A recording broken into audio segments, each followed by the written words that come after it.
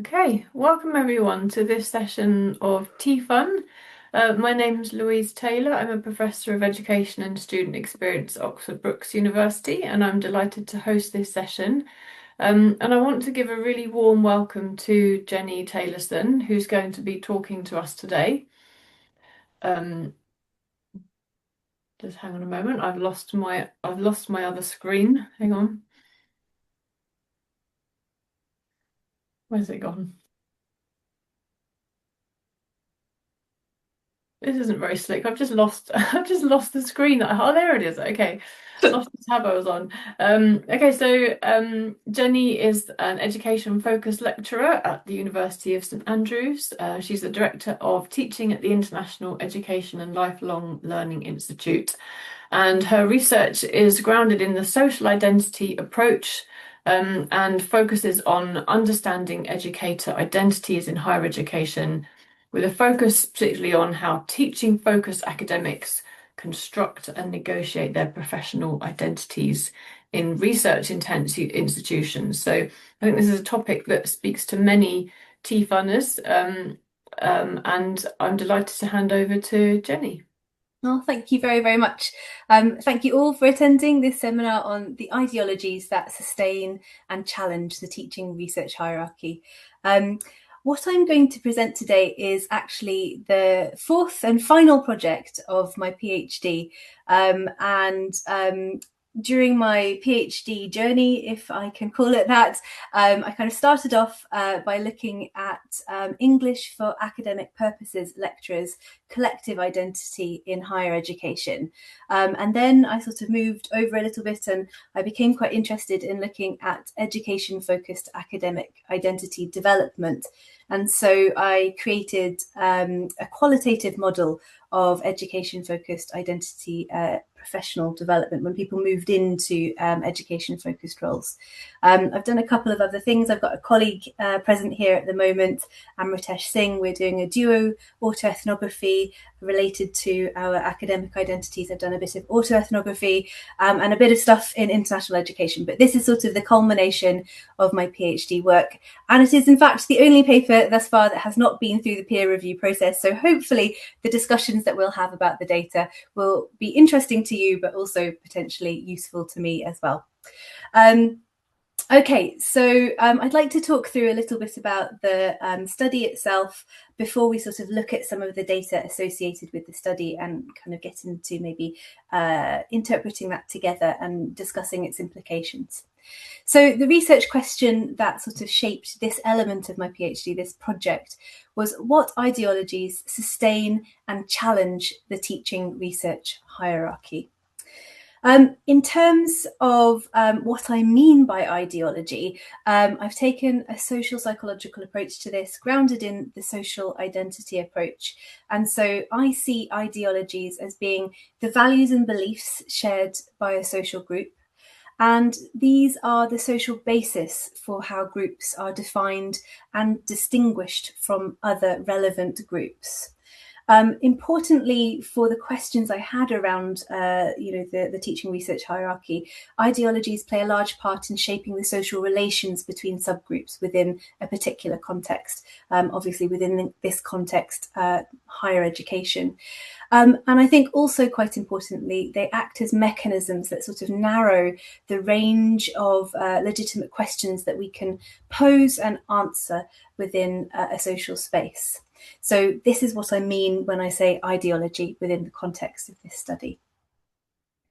In terms of the methodology, I took a constructivist grounded theory approach, and that was sort of grounded more broadly in ethnography, as I'm a participant, a member of this community that I'm interested in.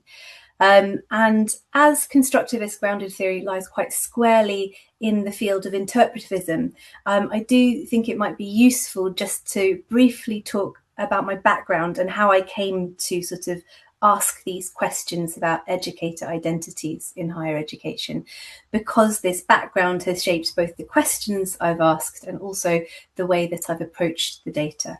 So I've been an educator for about 25 years now.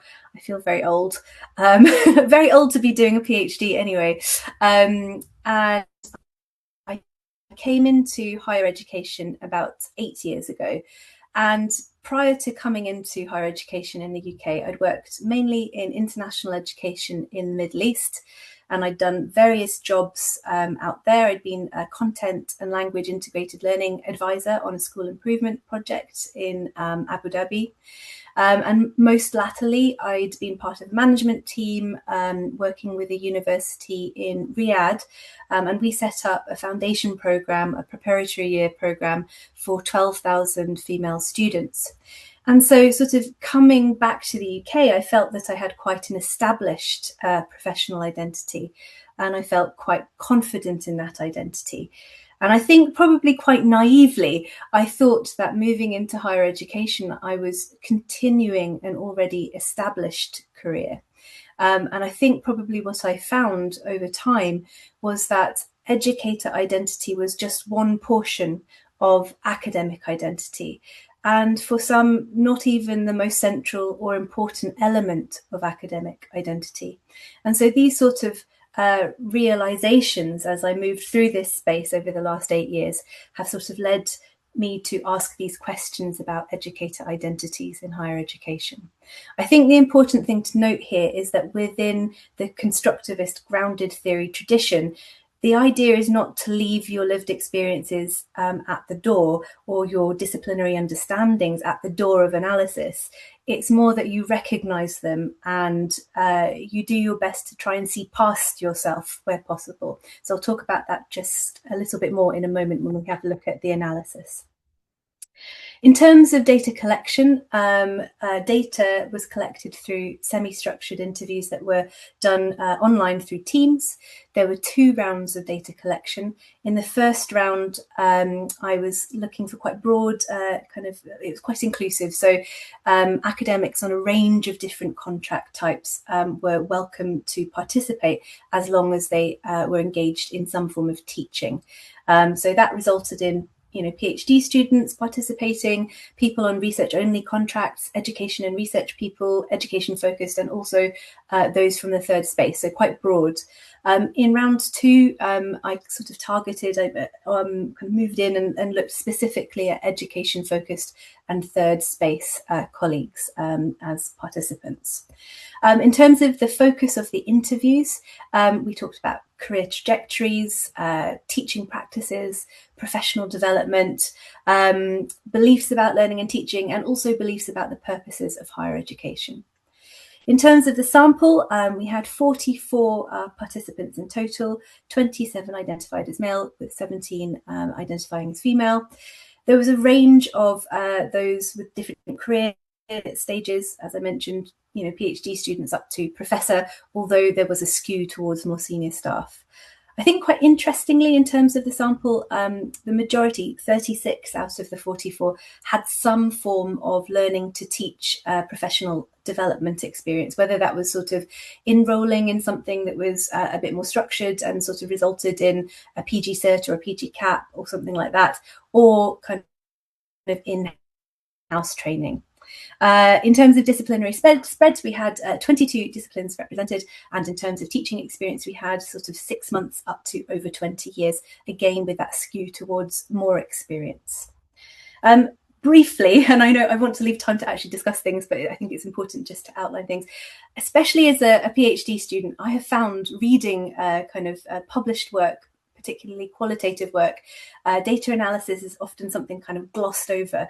And so just in case anybody's interested in constructivist grounded theory and hasn't done it before, I do want to just outline the analytical processes I went through looking at this data. So the first thing to say is that I kind of employed theoretical sampling. So this means that I was collecting data and at the same time analysing data. So I do an interview, transcribe it, and then start analysing it as I was then also interviewing the next participant.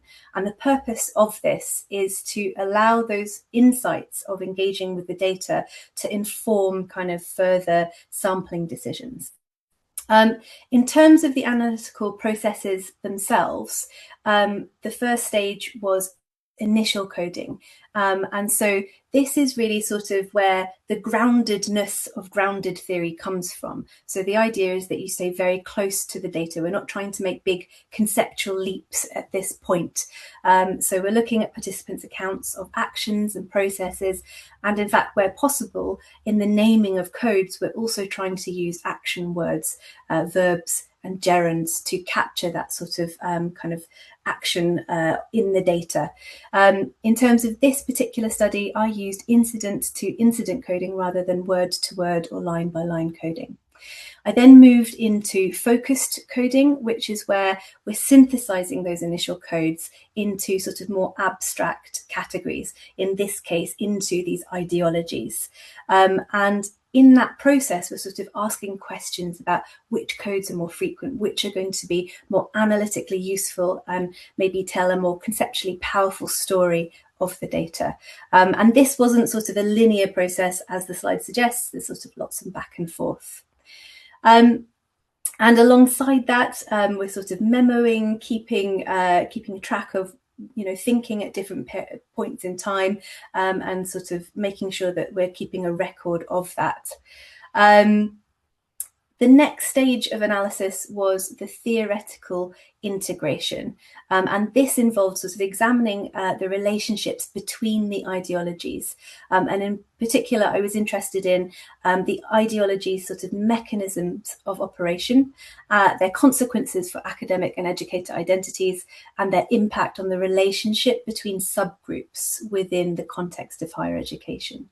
And one of the first things I did in this process was to create a diagram pretty much for myself, but I will share that with you in a moment. It looks quite complicated, just trying to capture how I thought these ideologies interacted with one another.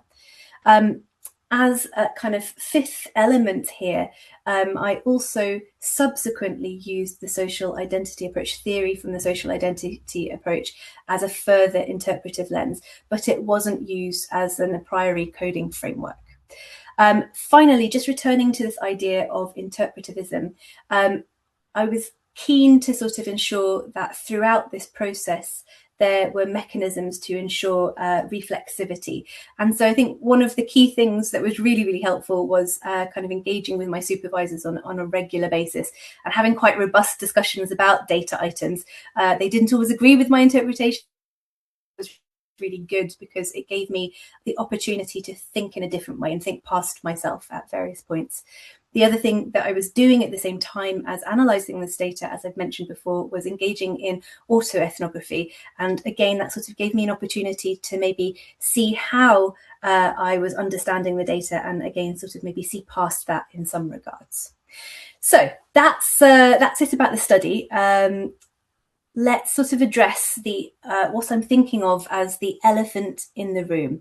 So within my research question, there is the inherent assumption that there is a teaching research hierarchy, but is there? So what I'd like you to do first, if that's okay, just to sort of gauge where we're at and what we all think.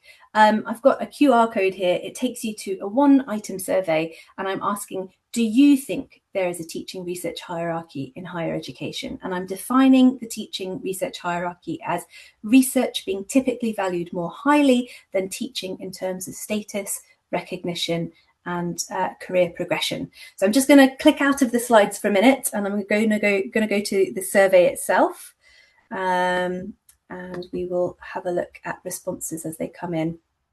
So I think we've got a few.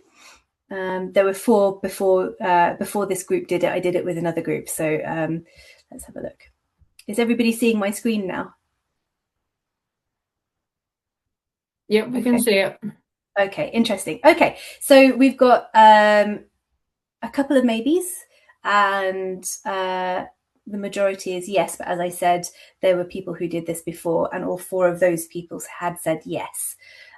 So okay, this is good. This is an interesting starting point. Let's see where we go from here. Okay, let me just pop this back on. Okay, so what makes you think that there is or maybe isn't a teaching research hierarchy? Are there any sort of lived experiences that you've had, any sort of sense of this? Louise, if you wouldn't mind sort of taking raised hands if people want to share, or if there's anything in the chat, that would be fabulous. Sure. Do people want to write anything in the chat, or you can just raise your hand?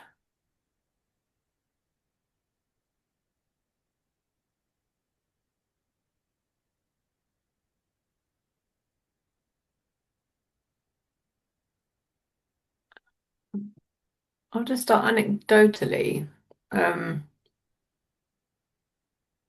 I think, yes, I've just seen Jackie's put lack of funding. That's true. Lack of funding for teaching focused research, I guess is what you mean, Jackie. Um, Educators who are teaching focused feel they kind of, I've heard them talk about kind of feeling like they're the general dog's body. They kind of get given all the extra tasks, like a lot of the student support and academic advising. Um, and not the researchers, suggesting that the research is more prioritized. It's quite an interesting thing there. So that's sort of actually distinguishing between two types of research. So disciplinary research and subtle or education focused research. So I think that's quite an interesting comment there that we might sort of come back to a bit later. Okay. If there aren't any more comments, I'll kind of move on, and hopefully we'll have an opportunity later to unpack some of that a bit.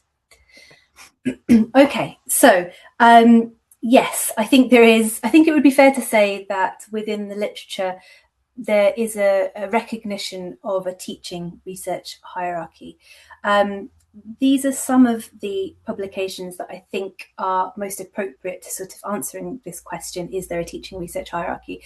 I think one of the things to note here is that a lot of these papers that I've got on this slide are talking about, for example, how to embed reward and recognition in learning and teaching.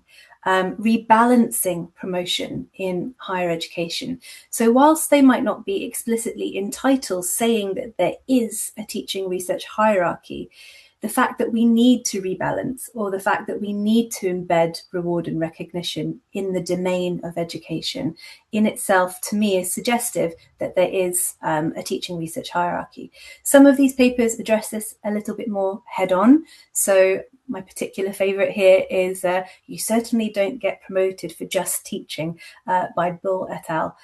So this is just a mere selection of some of the research that does address this teaching research hierarchy. So yeah, as I say, I think it would be fair to say that I think it probably does in various forms.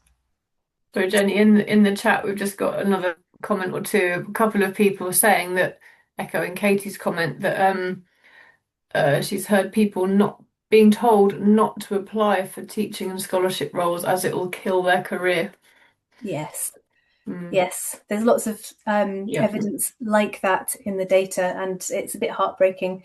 We'll see in a moment, one particular participant was told by her research-focused colleagues that her presence demeaned the university as she was an education-focused academic. So yes, unfortunately, there is evidence of this type of thing within the data as well. Okay, so turning to the data itself, this was one of the questions I had for the data. So does this teaching research hierarchy exist? And so 38 of the 44 participants do describe this hierarchy, mainly in terms of the primacy of research. But note the title of the presentation or the talk today is The Ideologies that Sustain and Challenge the Teaching Research Hierarchy. 28 out of the 44 participants also reported a perceptible improvement in the value accorded to the work of educating, which for myself as an education-focused member of staff, I found quite encouraging. I don't know, I can't remember if I think I took the question out for time, but is this sort of ringing a chord with anybody? Does anybody here feel that maybe there are sort of steps towards a better valuing of education? Yeah, definitely. Could I say something here? Yes, I do still believe that there is a hierarchy and that research colleagues are sort of seen as being ahead of teaching focused colleagues. But I think as the financial outlook has changed in universities, and universities have expanded student numbers, and there's more of a priority on program teaching.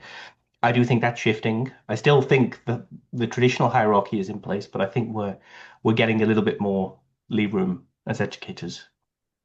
Yes, I would say so too. Thank you. That's an interesting comment. I think it kind of speaks to one of the ideologies that does a bit of both of sustaining and challenging, and we'll talk about that in just a minute. Okay, so let's have a look at the findings. So what I'm going to do is try and describe the ideologies overall, and then we're going to do a bit of a deeper dive, and I'm going to share some of the data with you specifically around the ideologies that sustain the hierarchy.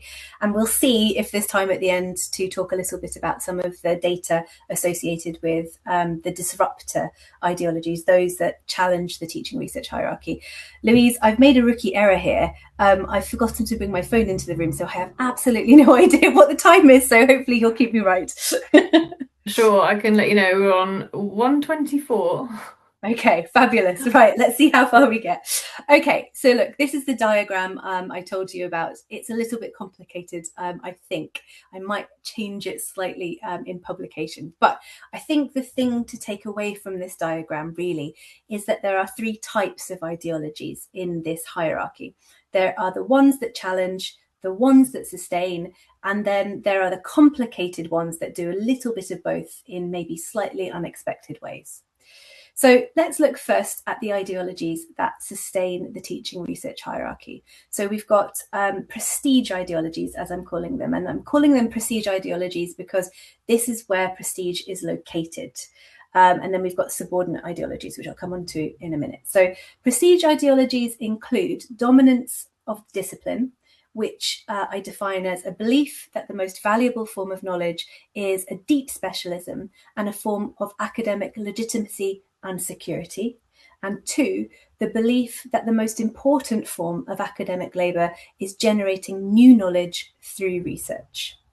And the second sort of element of that is life of the mind ideology. So this is another prestige ideology.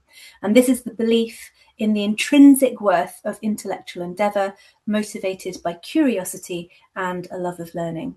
And secondly, seeing oneself and other academics as intellectuals. And I might kind of do the quotation marks there, as intellectuals. What I kind of see in terms of these prestige ideologies is that they're sort of ideological orthodoxies. They're not inherently negative. There's a lot of positive things in here. It's great to have intrinsic motivation and a love of learning. That's a really positive thing. There's nothing wrong with seeing yourself as an intellectual, and there's nothing wrong with wanting to produce new knowledge. In fact, society really needs that. So these prestige ideologies, they're not inherently negative, but what they do is to sort of place our attention away from educating. And so we don't pay much attention to what education is, how we do it, and so on. So they sort of create the conditions for more sort of negative doing down perhaps of education. And so we see this more in the subordinate ideologies, and we've got two of these. So there's knowledge hierarchies, discipline over education, which I'm defining as the assumption that disciplinary epistemologies possess greater epistemic authority than educational epistemologies. And the second subordinate ideology is the feminization of teaching.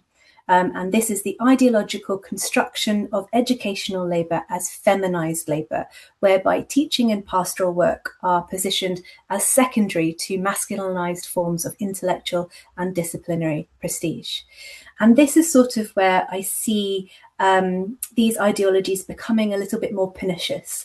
So within the data, I should kind of make quite clear that not all participants had data coded into the subordinate ideologies. I see these ideologies as being more fundamentalist in nature. In other words, when you're part of a social group, you might well subscribe to the ideological orthodoxies of those groups, but you might not actually go down the line of becoming a bit more sort of radicalized or, kind of subscribing to these more fundamentalist sort of ideologies. And so within these subordinate ideologies, this is sort of where education is being read through the disciplinary lens. Educational norms that don't align with this sort of orthodox script of how things should be done are actively being devalued or dismissed. So yeah, these are the ideologies that sort of sustain the hierarchy as far as I can see. In terms of the ideologies that challenge the teaching research hierarchy, we have two. So we've got people as a purpose, and I see this as being an orientation in which the value and purpose of higher education are located primarily in human development, relationality, and collective flourishing, rather than in individual prestige, disciplinary exceptionalism, or competitive knowledge production. Our other ideology that challenges the teaching research hierarchy is the universality of academic identity. And this is teaching and research being understood as inseparable and equally central to academic identity and practice. Now, in terms of the way in which these ideologies kind of challenge the teaching research hierarchy, I think there are two different social mechanisms going on. So if we have a look at the universality of academic identity, what we see here are kind of more prototypical members of the academic community. And what I mean by prototypical is that they have a foot in research. They are kind of demonstrating their ability to engage successfully with research, and therefore they are more prototypical. Therefore, they have more say, they have more voice. And so when members of the academic community who are engaging in research also say quite clearly, yes, but my identity is also formed of educator identity, and education is really important, and I want to do a good job, I want to learn about this. That's quite a powerful thing when, you know, these kind of prototypical members make that their identity and try and convince others potentially that that is what academic identity is all about.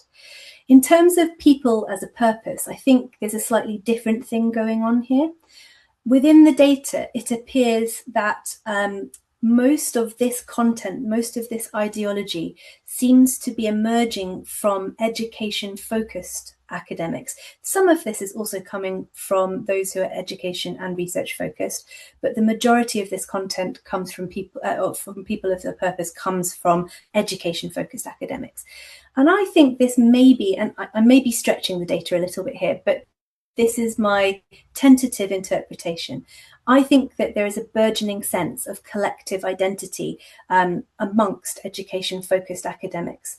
If we look at the HESA data, in 2023-2024, we have almost 50% of people responsible for teaching in the sector being on education-focused contracts. That is no longer a marginal group of people, and that has increased over the last 10 years by about 10 percentage points. Alongside that, we're seeing the birth of lots of communities like this one, Profs in Prep, we've got the Esotos network, we've got lots of kind of networks where we're sort of really putting forth education-focused practice and identity and news, I guess. So I think that maybe what's going on here in People as a Purpose is that there's a sense of advocacy going on, and that sort of comes up in the data later. Hopefully I'll get to it. It's right at the end of the presentation. But within People as a Purpose, there is a strand of data that is about advocacy. I've got to professor now, I have a voice, and therefore I want to make positive change around these values. So yeah, I don't know if anybody wants to ask any questions at this stage, or perhaps pop on to the next slide, I don't know.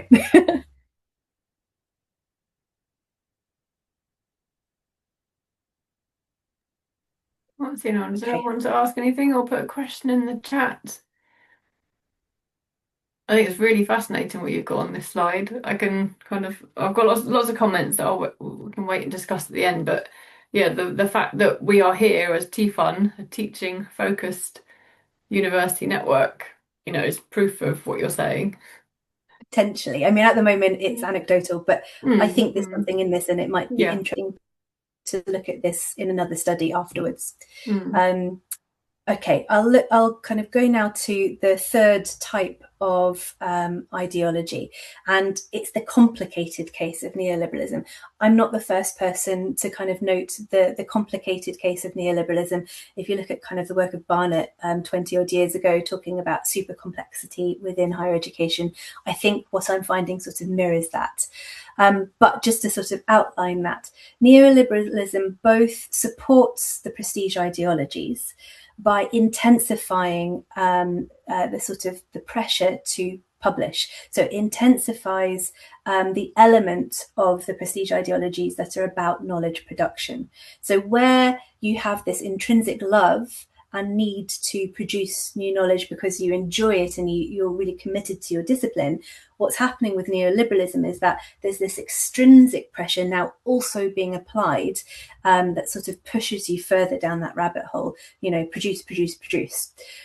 So that sort of supports the hierarchy in that regard. However, equally, because we are now in this sort of neoliberal context where many institutions, at least at sort of a data level, a metric level, maybe think of students as consumers rather than as students per se. We've had to think a little bit more about education and educating. We've had to think about how do we satisfy customers? How do we ensure in this very diverse cohort that we have now, how do we ensure that everybody gets what they need? And so attention has had to be placed back on education. So we've taken some of that attention that has been given to the discipline, and we're actually saying, no, we need to think about how we do this. How do we educate? The other element of that is also that, as I mentioned a moment ago, we've got almost 50% of those engaged in teaching in the sector on education-focused contracts. And I think that in large part has probably come from this neoliberal context. We need more people to do the teaching. So yeah, neoliberalism sort of does a bit of both. It challenges, but it also sustains. Okay, so let's look a little bit more deeply. I'm going to share some of the data with you. As I mentioned, this paper has not been peer reviewed yet, so please do give me your commentary. I'll share the data with you, and then I think we can have a chat about maybe some of its implications. So we'll start off with the prestige ideology of life of the mind. And the first thing I want to kind of note is that within the data, I think there's evidence that life of the mind applies both into the sort of personal identity, but it's also relevant to the we, the kind of collective academic identity as well. So if we look first at the left-hand side of the slide and we look at work as a calling, not just a job, which, just as a reminder, is a belief in the intrinsic worth of intellectual endeavour motivated by curiosity and a love of learning. We've got participant 18 from round 1, and she's responding to a question I asked about how she got into academia. And so she responds, I was genuinely interested in the subject area. I didn't choose it instrumentally, thinking it would get me a job. So, as I say, it sort of speaks to that motivation, that internal curiosity and that intrinsic motivation. If we move across to the right-hand side of the slide, again, we've got an example here from participant 11 from round 1, and they're sort of taking this individual thing and applying it to a group. And she's saying here, we often do academic work during what many people, so that she's setting herself apart, or this group apart, academics from other people. We often do academic work during what many people would consider our free time. So for me, academic work has to be tied to doing something important, something I see as meaningful. If we have a look now at academic elitism, and we go back down to the left-hand side, the bottom of the left-hand side of the slide, we've got a quote here from an education-focused academic, participant 3 from round 1, and he, again, is responding to my question about how did you get into academia? And he says, I chose my degree at 19 because I liked being at school. I was good at English, and I figured I'd get paid to be clever for a couple of hours a day and read lots of books.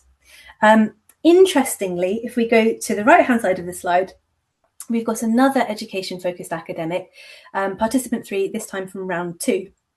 And I think that in their account here, they're taking this idea of the individual and applying it to a group, but there's also a sense of them standing back a little bit from that group. So they say academics can idealize their own view of themselves as students, thinking that they worked harder, understood the first time, and read all the books. So this is sort of some of the data that I see as kind of making up life of the mind. One of the kind of questions that I was really interested in this study was how might life of the mind ideology shape one's approach to teaching and to students? So I'm kind of putting that question to you. So we've looked at the data, we've looked at what the ideology is.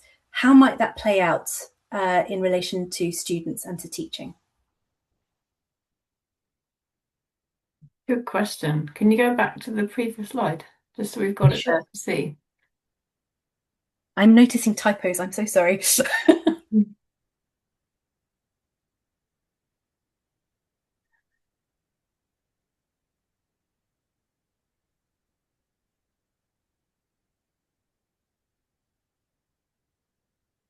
Is there something about the kind of intrinsic versus extrinsic motivation here? Yeah. Yes, I would say so.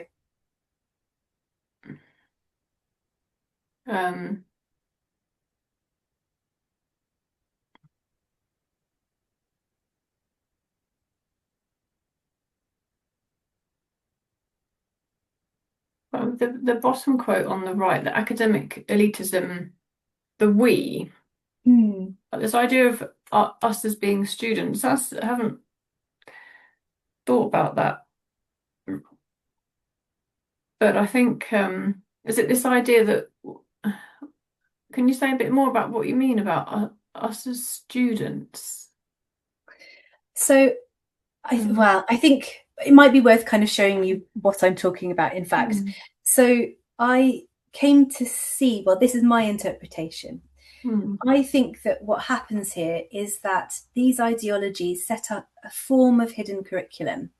And essentially it doesn't just tell academics how to think about themselves as a group, but it also then sets up expectations of how students should also behave and think and what values students should have coming into higher education.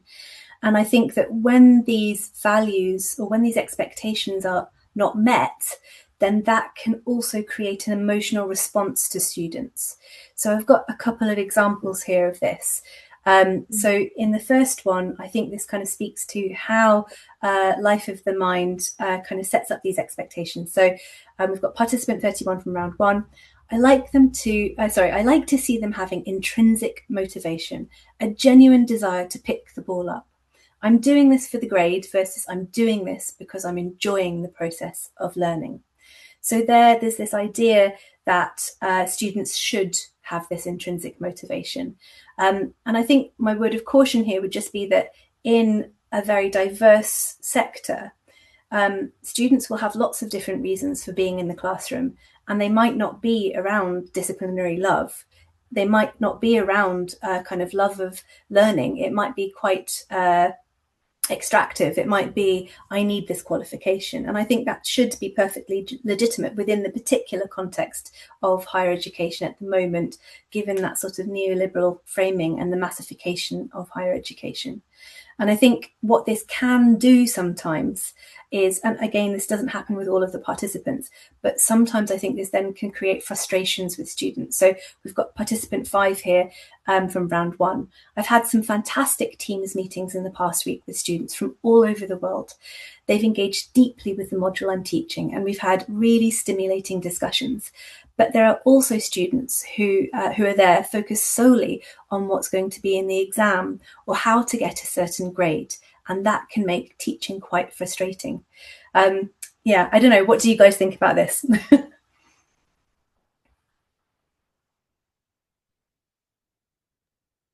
Daniel, and then Katie.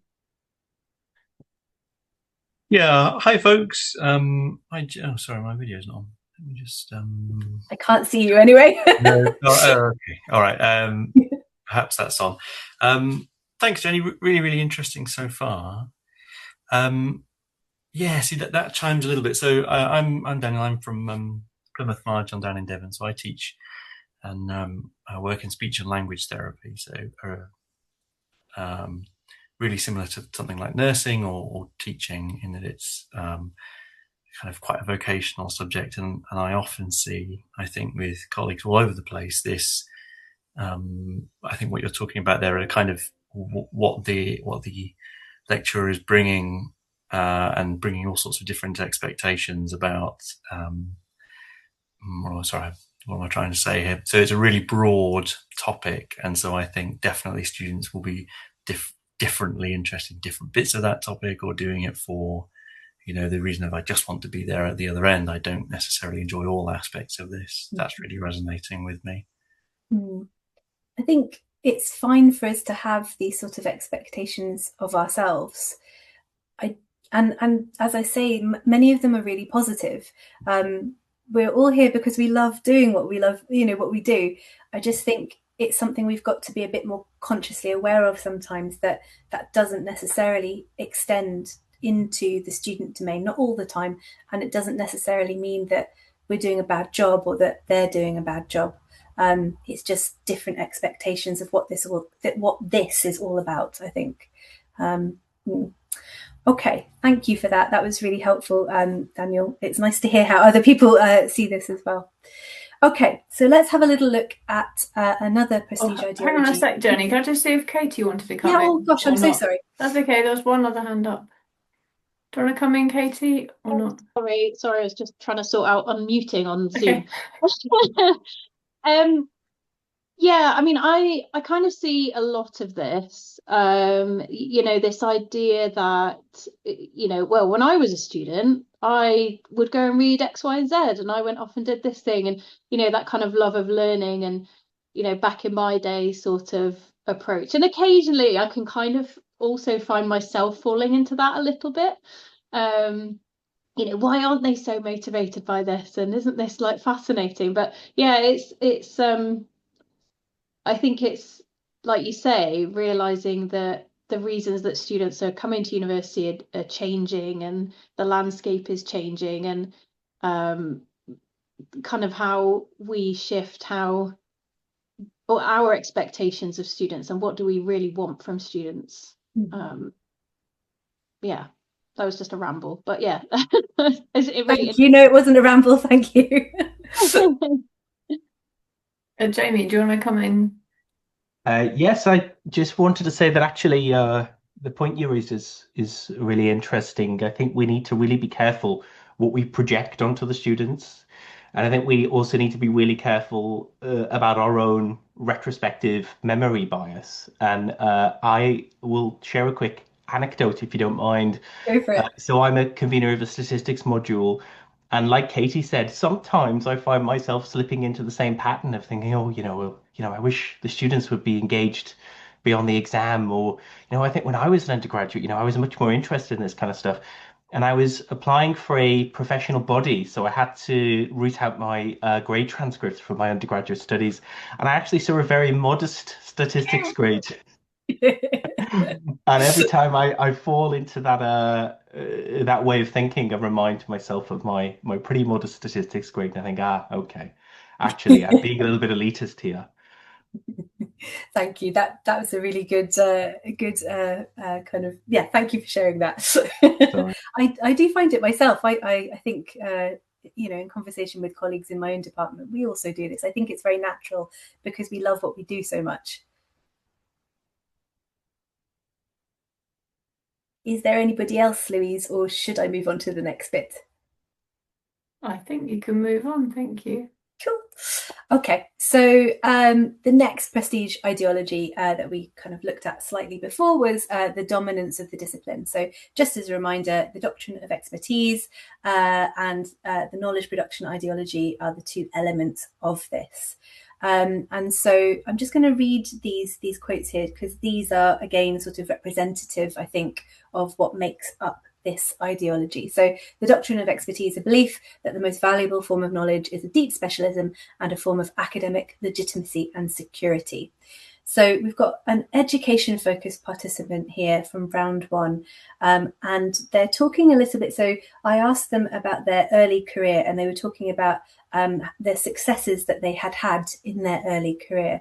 And so they attribute this to their very niche disciplinary knowledge. So he says, there's few people working in my specialism. So I think partly that's why I did so well, because they could never question that aspect of my knowledge, which I found quite intriguing, quite interesting. So there's sort of a security there around being an expert. So yeah, that's one part of this. We've also got knowledge production ideology, the belief that the most legitimate form of academic labour is generating new knowledge through research. So we've got two examples here. One is kind of within the context of a discussion about academic identity, and the other is within the context of a discussion about the purpose of higher education. So the first one here is about identity. It's participant 23 from round one. And they say, research is tied to my sense of identity as an academic. I think I'd feel like I wasn't a proper academic if I wasn't doing some research. And then I think this second quote here is quite telling. So it's from an education-focused participant one from round one. Research is the primary function of a university, to produce knowledge, isn't it? I know I'm kind of putting the inflection there, but within the context of the discussion that I had, it was really a rhetorical question. Read it as a statement. This person was saying research is the primary function of the university. So these are some of the data items that are attached to or kind of make up the dominance of the discipline. And again, I keep coming back to how do these ideologies relate to academic identity and to educator identity. Do you want to have a think about that, or shall I go on and share what I've got, and then we can have a discussion like we did just now? I've just got one comment actually, as you were presenting that last bit.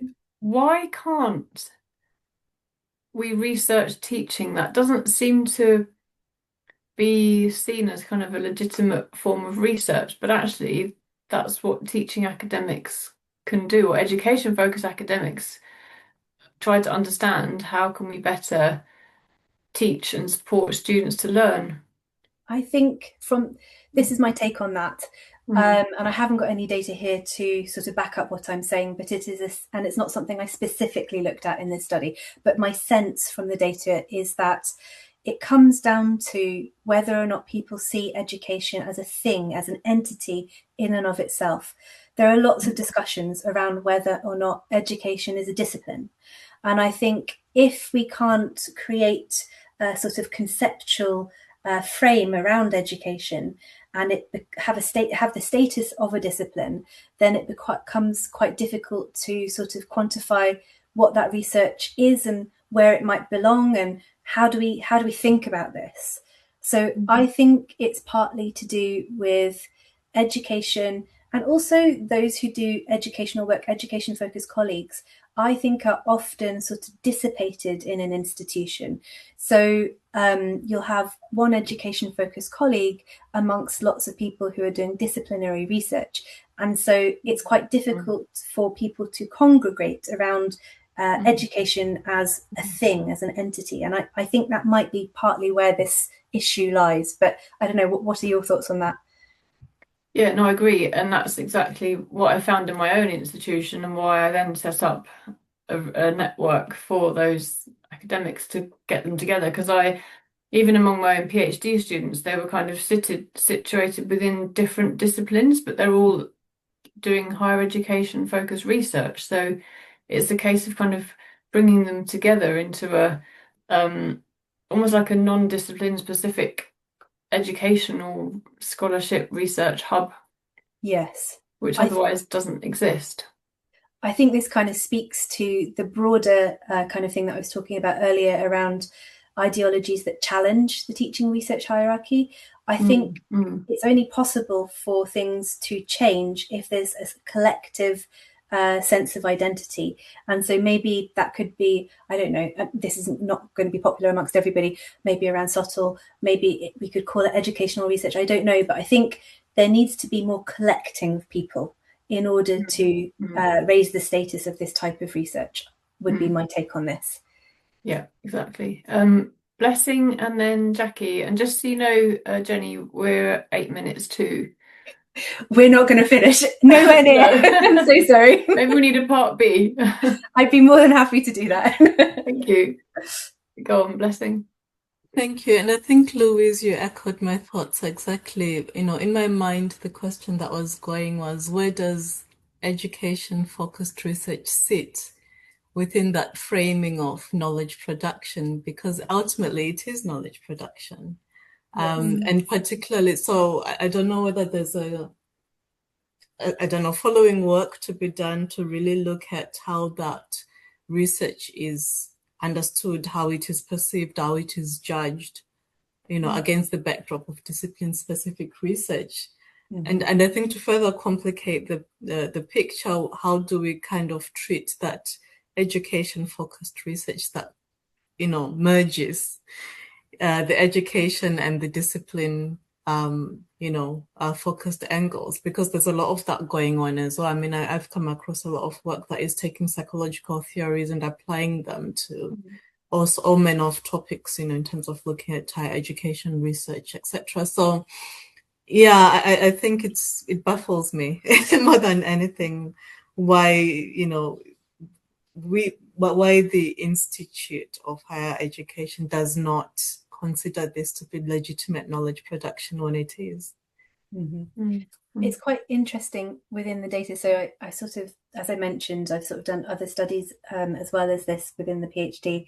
So what was quite interesting when I looked specifically at education-focused identity development, amongst some within, and it was quite a small subsample, so we're talking 17. I would like to expand that in coming years, but that was the sample I had. So within that group of 17, amongst some, there was a complete rejection of subtle educational kind of research being part of their identity. They didn't want that. Instead, they wanted to devote what scholarship time they had to disciplinary research, which I thought was quite interesting. So it's not a universally accepted thing amongst education-focused academics that it should be part of one's identity. And I think the other part is that in the SOTL literature, in the discussion around SOTL, there is quite a lot written about the perceived status of SOTL and reasons why that is the way it is. So yeah, but this is definitely a question that could do with more unpacking for sure. Jackie. Okay. Hi. Yeah, no, just kind of following on. I was just kind of wondering if there's anything in the kind of, if you're kind of researching within your discipline, you also probably do some teaching as well. Therefore, you perhaps see yourself as an expert in education, and so you kind of don't put that value on education as a discipline. I'm kind of doing some work. I'm an Ed.D. Student as well as kind of teaching, and my kind of area of research is around belonging, and it's something that everybody knows something about, and people are, within my institution, are not shy in coming and telling me what they know better than me about this particular area of research that they've maybe read one paper on. There's definitely something in that, I think. Oh yes, so this is, we're not going to have time, but had we had time, this comes out very much in this project, in the subordinate ideologies under knowledge hierarchies, discipline over education. And I think sort of what kind of comes out in this ideology is that it's almost like the discipline is an echo chamber.